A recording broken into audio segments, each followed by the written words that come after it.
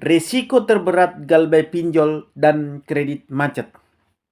Teman-teman yang sedang mengalami galbay pinjol dan kredit macet pasti pernah menerima teroran berupa ancaman dari para debt collector pinjol maupun debt collector leasing yang mengancam dengan mengirimin Anda chat yang isinya bahwa debt collectornya akan melaporkan Anda karena Anda tidak bayar hutang.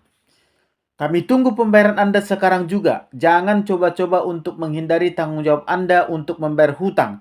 Atau kami akan melaporkan Anda telah melarikan uang perusahaan. Atau telah menggelapkan uang perusahaan. Bagi kalian yang galbay pinjol, mungkin pernah dapat teroran seperti itu. Nah, ada lagi debt collector yang ngancam akan memblokir nomor KTP Anda, memblokir nomor rekening. Bahkan yang lucunya lagi, saya pernah dapat cerita dari teman-teman yang galbay pinjol. Katanya debt collectornya bisa mengosongkan tabungan si nasabahnya apabila si nasabahnya tidak bayar cicilan. Bahkan katanya si debt collectornya bisa membuat si nasabahnya ditolak untuk naik pesawat. Lucu ya. Seperti pada masa pandemi dulu. Kalau tidak divaksin, maka tidak bisa bepergian kemana-mana. Nah, nasabah ini juga diancam seperti itu. Katanya kalau nasabah ini tidak bayar hutang pinjolnya, nanti nasabah ini aksesnya akan ditolak semua. Dia tidak akan bisa naik pesawat, dia tidak akan bisa beli tiket pesawat, dia tidak akan bisa berobat. Kalau berobat ke rumah sakit katanya akan ditolak karena BPJS-nya diblokir dan lain-lain. Nah, pertanyaannya, benarkah debt collector pinjol itu bisa melakukan itu semua ketika seseorang sedang galbay? Ataukah itu semua hanyalah ancaman belaka? Dan apa sih sebenarnya risiko gagal bayar pinjol itu? Apa risiko terberatnya? Baik, kita akan bahas apa-apa saja risiko terberat gagal bayar jika Anda galbay di pinjol dan di leasing. Selamat berjumpa kembali dengan saya Maro di Maro Channel. Di sesi kali ini kita akan membahas mengenai risiko terberat gagal bayar pinjol dan kredit macet. Masih banyak yang bertanya mengenai gagal bayar ini di kolom komentar video-video saya, baik di TikTok maupun di YouTube. Mereka selalu bertanya, apa sih risiko terberat dari gagal bayar di pinjaman online dan di pinjaman beragunan?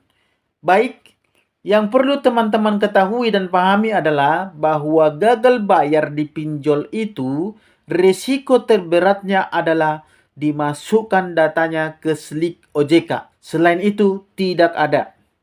Itu untuk pinjol yang legal atau pinjol yang resmi. Nah, sementara untuk pinjol yang ilegal, risiko terberatnya itu hanyalah teroran debt collector pinjol yang tekanannya akan sangat luar biasa sekali. Tapi untuk BI checking dan kunjungan debt collector ke rumah tidak akan ada. Tidak akan pernah ada. Jadi jika ada debt collector pinjol yang mengancam kalian, katanya mau dilaporkan ke polisi, mau dipidanakan, mau dibawakan RT RW ke rumah Anda, KTP mau diblokir, tabungan mau diblokir, akses Anda untuk menikmati fasilitas umum mau diblokir dan lain-lain, itu semua bohong belaka. Tidak pernah ada seorang nasabah pun yang aksesnya bisa diblokir. Tidak pernah ada seorang nasabah pun yang KTP-nya itu diblokir, rekeningnya dikuras, dan lain-lain. Tidak pernah ada dan tidak akan pernah ada nasabah yang mengalami hal seperti itu. Nasabahnya dipidanakan, tidak bisa. RT RW mau urusin hutang piutang warganya, itu tidak bisa. Itu semua tidak ada, bohong semua itu, hoaks semua itu. Kalau benar ada polisi yang mau datang ke rumah Anda untuk nagih hutang, tolong divideokan, lalu dikirim ke saya biar saya viralkan itu polisinya. Atau kalau ada RT RW yang mau urusin hutang piutang Anda, hutang piutang warganya, videokan juga dan kirim ke saya supaya saya buat viral itu RT RW di media-media sosial saya. Itu akan cepat viral tuh. Jadi resikonya itu, resiko terberatnya itu tidak ada. Resikonya itu tidak ada yang berarti sebenarnya. Tidak ada yang benar-benar langsung ngefek ke Anda sebenarnya. Resikonya hanya BI checking saja. Itu untuk pinjol yang resmi, yang legal.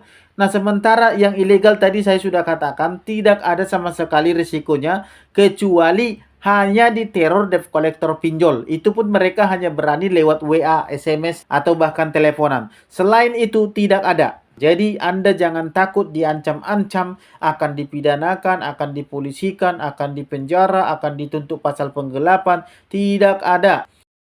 Nah, untuk pinjaman beragunan atau kredit barang, katakanlah pembelian mobil atau motor, atau Anda mengkredit barang apapun itu melalui kredit, resiko terberatnya itu adalah Anda dimasukkan ke SLIK OJK.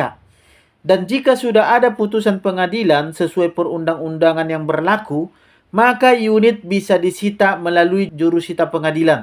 Bukan disita atau ditarik oleh debt collector. Contoh, mobil Anda menunggak sudah 3 bulan. Motor Anda menunggak sudah 3 bulan. Lalu datang debt collector dengan membawa surat kuasa apa segala macam lah. Surat kuasa penarikan dan lain-lain. Tidak ada, tidak boleh debt collector melakukan hal itu. Karena itu bukan tugas dan wewenang debt collector. Karena kolektor itu tidak punya wewenang atau hak apapun untuk menyita unit objek jaminan fidusia. Karena tidak ada hukumnya dan tidak ada peraturan yang membenarkan itu. Justru tindakan tersebut bisa dilaporkan. Sudah banyak kok debt collector yang ditangkap karena menarik unit objek jaminan fidusia secara paksa.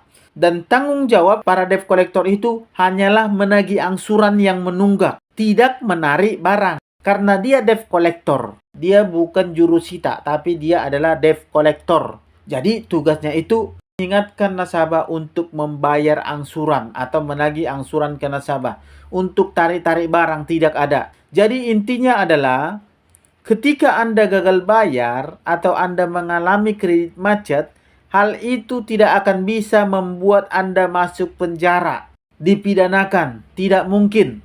Kenapa?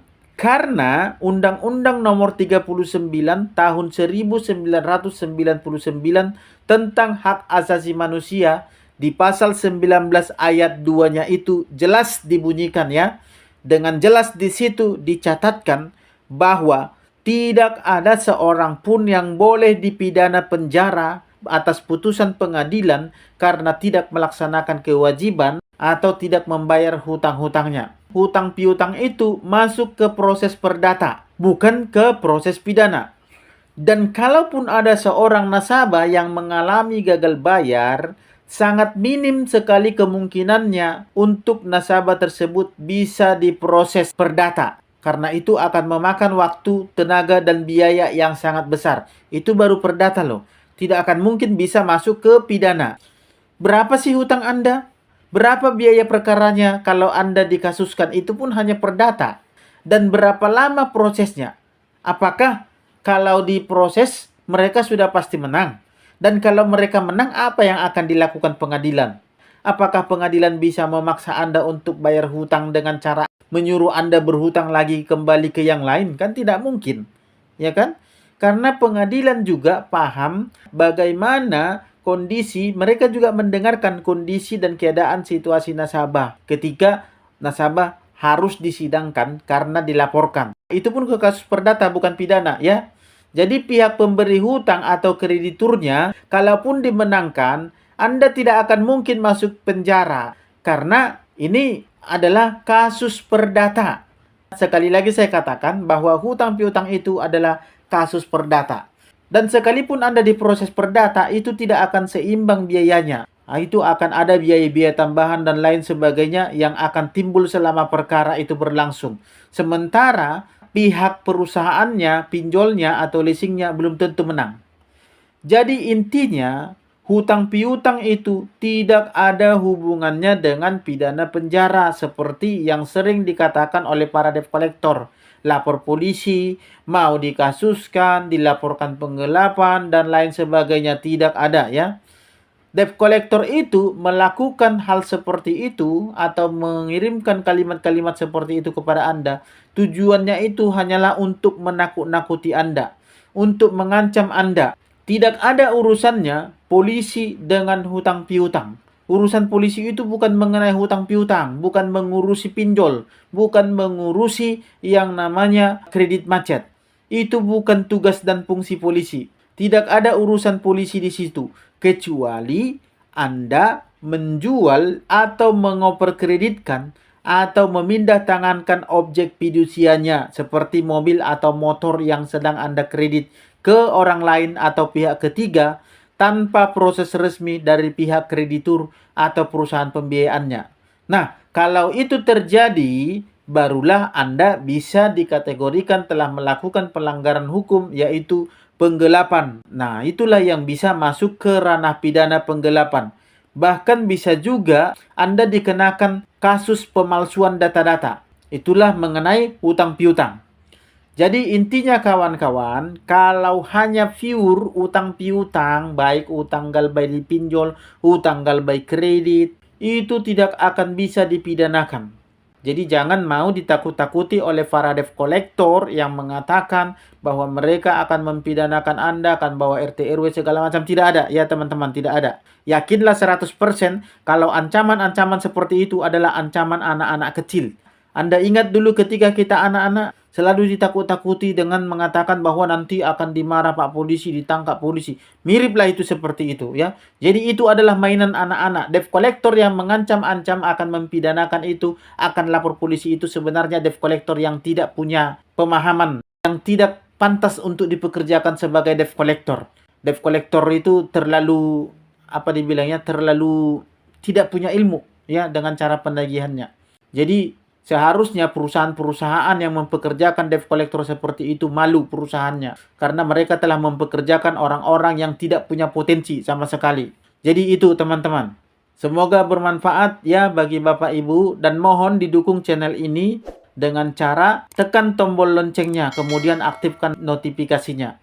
Saya berharap semoga edukasi-edukasi yang saya berikan, yang sudah saya rekam dari sekian banyak video itu, dapat membantu untuk mencerdaskan masyarakat Indonesia supaya tidak dibodoh-bodohi lagi atau tidak dirugikan hak-haknya karena tidak memahami dan tidak tahu akan peraturan sehingga mereka bisa ditakut-takuti. Mereka seharusnya paham perundang-undangan yang berlaku di negara ini mengenai perbankan atau mengenai hutang piutang.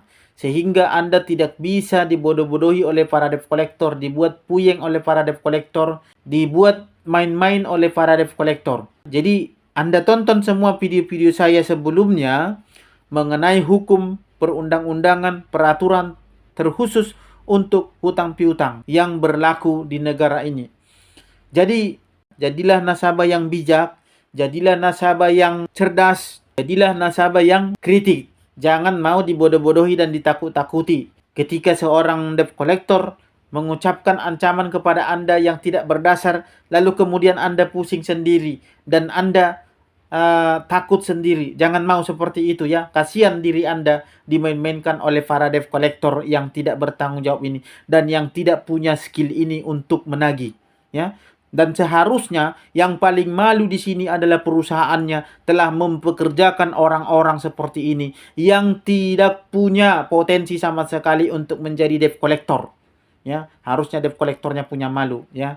Oke, semoga bermanfaat bagi Bapak Ibu saudara-saudara sekalian dan akhir kata saya ucapkan salam sahabat.